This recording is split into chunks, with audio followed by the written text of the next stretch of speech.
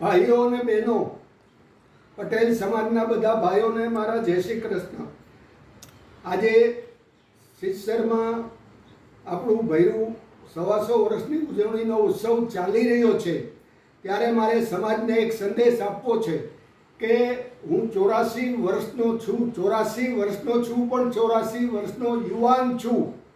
હું યુવાન એટલા માટે છું, આ સંદેશ તમને ખાસ બધા એનો અમલ કરજો. હું 40 વર્ષથી લાંબા શ્વાસ લઉં છું, એક પ્રકારનો યોગ એને કહેવાય. દરેક શ્વાસ મારા લાંબા હોય. 40 વર્ષથી યોગ કરું છું એટલે હું યુવાન છું. મને કોઈ દી યોગને કારણે થાક નથી લાગતો. 24 કલાક અમેરિકાની ટ્રાવેલ કરી હોય તો ફ્રેશ હોઉં, ઉતરું તો. એટલાન્ટાથી ન્યૂ જર્સી 12 કલાક નોન સ્ટોપ ડ્રાઇવિંગ મેં કર્યું તો હું ઘરે આવ્યો તો ફ્રેશ હતો.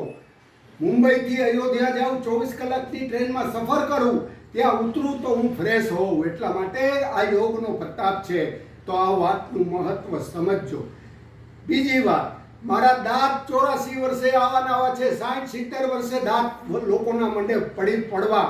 કોક ભાગ્યશાળી હોય એના જ દાંત સારા હોય, પણ મારા દાંત 84 વર્ષે એવા ને એવા છે. એટલા માટે કે પટેલ બોર્ડિંગમાં 70 વર્ષ પહેલાં ગોંડલ પટેલ બોર્ડિંગમાં મને કહેવામાં આવ્યું કે કાંઈ પણ મોઢામાં નાખો, કોગળા કરી નાખો. હું દિવસમાં જેટલી વાર ખાઉં 3-4 વાર કોગળા કરી નાખું અને મારા દાંત ચોખ્ખા રાખું. એટલે મારા 84 વર્ષે દાંત એવા ને એવા છે. આજના છોકરાઓને આપણી જેટલી સંસ્થાઓ છે, બોર્ડિંગો જેમાં છોકરાઓ ભણે છે, સ્કૂલોમાં, એને બધાને તમે સંદેશ આપો કે મોઢામાં કાંઈ બી નાખો, કોગળા, દાંત ચોખ્ખા રાખો, કોગળા કરી નાખો. તમારા દાંત સારા હશે તો તમે 84 વર્ષે પણ યુવાન રહી શકશો. દેવાનંદ એક્ટર હતા, એ એવરગ્રીન હતા. 75 વર્ષે દાંત પડી ગયા તો બીમાર પડ્યા ને ઉપર વયા ગયા. 84 વર્ષે હું હજી યુવાન છું એટલા માટે કે દાંત સારા છે. તો દાંતની કાળજી રાખવાની બધા છોકરાઓને સંદેશ આપો, બધા એને અમલ કરો. એ સિવાય હું એરોબિક એક્સરસાઇઝ બતાવું, એ બધાએ કરવાની છે. આ રીતે તમારે એરોબિક એક્સરસાઇઝ આ 25 વખત આ સ્ટ્રેચિંગ કરવાની છે. આ એક પગે, આ બીજે પગે તમારે આ 25 વખત આમ કરવાનું છે.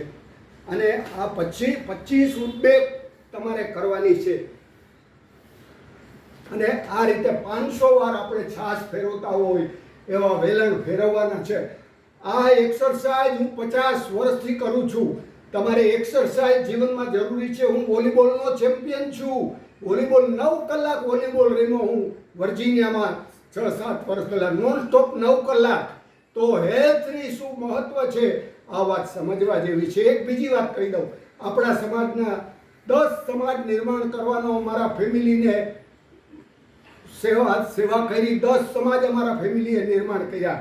મોટી માળની હાઈસ્કૂલ, મોટી માળનું હવેલી, જૂનાગઢના બધા સમાજ, પટેલ સમાજ, ફળદુવાડી, RS Kalariya medium English school, કોલેજની હોસ્ટેલ, બધું મારા સમાજે નિર્માણ કર્યું.